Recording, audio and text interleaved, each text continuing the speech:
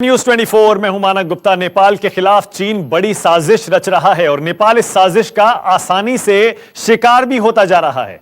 Dragon की नापाक नजर नेपाल पर गड़ी हुई है। अपने मंसूबों को पूरा करने के लिए चीन बड़े पैमाने पर नेपाल में एयरपोर्ट, होटल और सड़कें बना रहा है।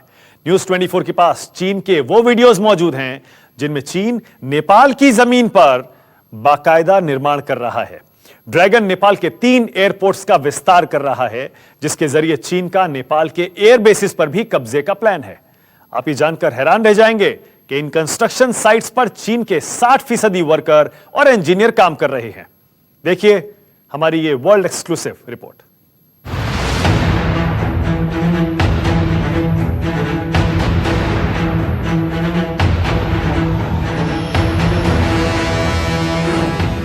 नेपाल के चप्पे चप्पे पर चीन का कब्जा।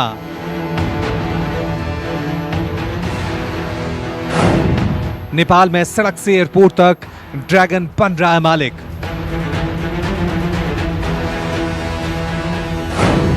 $5G नेटवर्क के बाद अब एयरबेस बनाने में जुटा है चीन।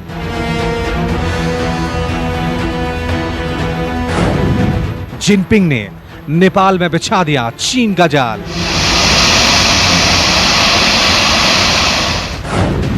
जिनपिंग के जाल में फंसता जा रहा है नेपाल।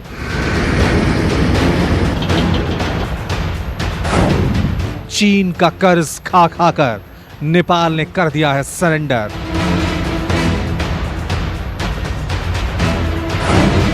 नेपाल में जमीन से आसमान तक चीन का फैला नेटवर्क।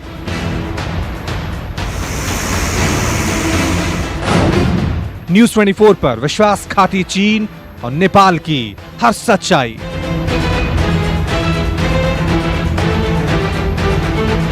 अगली कुछ देर में आपको बताएंगे चीन की वो मंशा जिसे वो मदद कहता है, लेकिन उसमें छुपी होती है किसी भी देश को कब्जा करने और गुलाम बनाने की साजिश। और चीन की इसी साजिश में अब नेपाल भी पूरी तरह से फंसता जा रहा है। नेपाल सोच रहा है कि उसका सबसे करीबी चीन उसके देश में विकास कर रहा है, लेकिन वो उस साजिश को समझ नहीं पा रहा है जिसे जिनपिंग ने रच रखा है। पहले इन तस्वीरों को देख लीजिए। छोटे छोटे विमान उड़ रहे हैं, उतर रहे हैं, सड़कें बन रही हैं, मजबूत इमारतों का निर्माण हो रहा है, जेसीबी मशीनें लगी हुई हैं, चारों तरफ कंस्ट्रक्शन का काम चल रहा है। जमीन नेपाल की है, लेकिन कंस्ट्रक्शन चीन कर रहा है। 60% मजदूर और इंजीनियर चीन के हैं और हर कंस्ट्रक्शन साइट पर चीन का बकायदा बोर्ड लगा हुआ है। नेपाल के चप्पे चप्पे पर घुसे चीन की तस्वीरें सिर्फ न्यूज 24 के पास हैं। नेपाल में चीन का निर्माण बहुत तेजी से चल रहा है। नेपाल की जमीन पर जिनपिंग ने ऐसा जाल बिछा दिया कि नेपाल कब चीन का गुलाम बन जाए कुछ कहा नहीं जा सकता। चीन के इस निर्माण में एयरबेस, लंबी लंबी सड़कें, एयरपोर्ट, रेस्टोरेंट, 5 सितारा होटल सब शामिल हैं। ये पोखरा एयरपोर्ट है जिसे चीन विस्तार कर रहा है। कोरोना काल में काम ठप था, लेकिन जैसे काम खुला वैसे ही चीन के काम में तेजी आ गई। अब चीन की नजर नेपाल के एयरबेस पर है। नेपाल के सबसे बड़े पर्यटक स्थल पोखरा में चीन एयरपोर्ट का निर्माण कर रहा है। इसके बदले नेपाल को 22 अरब नेपाली रुपया कर्ज दिया गया है और इस एयरपोर्ट का निर्माण 11 अगस्त 2018 से शुरू किया गया है, जिसमें 60% चीनी मजदूर के द्वारा निर्माण कराया जा रहा है। माइलस्टोन पनि फिक्स गरेका छौँ र प्लान बनाएको छौँ र हामीले यो आर्थिक वर्षमा 75% काम सम्पन्न गरी र बाँकी चाहिने अर्को आर्थिक वर्षको 6 महिनाभित्रै बाँकी काम सम्पन्न हामी गर्छौँ। भनेपछि हामीले जुन एउटा लक्ष्य लिएका छौँ, हामीले दिसम्बर 2020 भित्र हामी काम सम्पन्न गर्छौँ। पोखरा एयरपोर्ट तैयार होने वाला है। वही नेपाल के भैरवा में गौतम बुद्ध एयरपोर्ट भी चाइना ने बनाकर तैयार कर दिया है। और तो और चीन से लगी सीमा पर नुकला एयरपोर्ट का निर्माण भी चीन ने किया है, जो पूरी तरह से ऑपरेशनल है। रोड 5G टावर के बाद अब एयरबेस पर चाइना की निगाह है। नेपाल के एयरबेस पर अब चाइना अपना कब्जा जमाना चाह रही है, जिसके लिए ओली सरकार उसका खुलेआम मदद कर रही है। वर्तमान में नेपाल के पोखरा और भैरवा हवाई अड्डे को चाइना बना रही है, जिसके एवज में ओली सरकार ने 21 अरब रुपया कर्ज लिया हुआ है, जिसको नेपाल की जनताओं को वापस करना है। अगर नेपाल की जनता इसको वापस नहीं करती है तो इस पूरे हवाई अड्डे पर भी चाइना अपना कब्जा जमा लेगी। दरअसल चीन की निगाह नेपाल में सड़क और 5G टावर लगाने के बाद अब एयरबेस बनाने पर है, जिसके जरिए नेपाल की एयरबेस पर अपना कब्जा वो जमाना चाहता है।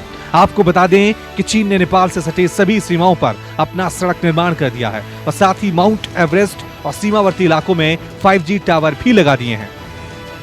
चीन जो है, चीन का नीति रहा है कि अल्प विकसित राष्ट्र को, गरीब देश को पहले अनुदान दें, उसमें डेवलपमेंट का नाम लें, डेवलपमेंट के लिए उसको लुभाएं, फिर धीरे धीरे अपना विस्तारवादी नीति वहां पर लागू करें। श्रीलंका का भी हाल वही है, पाकिस्तान को आप देख ही रहे हैं, और नेपाल भी इस गिरफ्त में फंसता जा रहा है।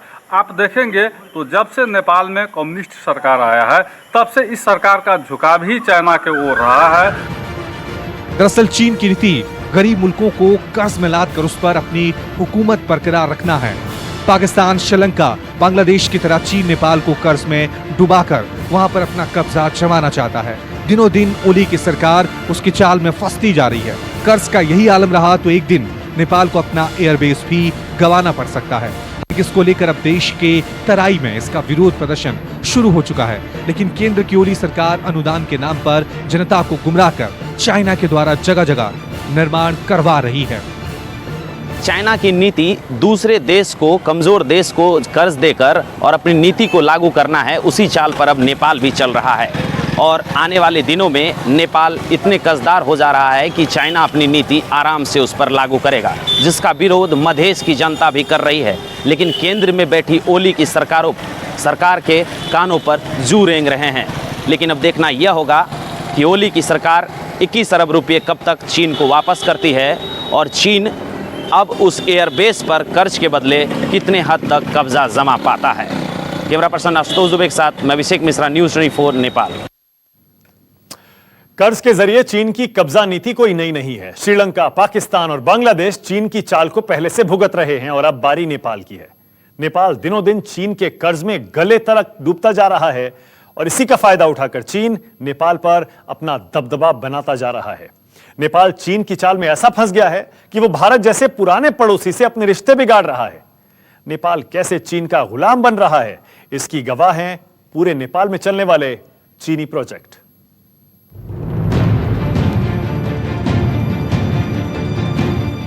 भारत के साथ रिश्तों का नक्शा बिगाड़ नेपाल जिस चीन के सामने बिछ गया है, वो चीन कब पूरे नेपाल को नाप देगा उसे पता तक नहीं चलेगा। चीन ने पूरे नेपाल में कैसे अपनी पैठ जमा ली है, आपको बताते हैं। नेपाल में चीन कई परियोजनाओं पर काम कर रहा है।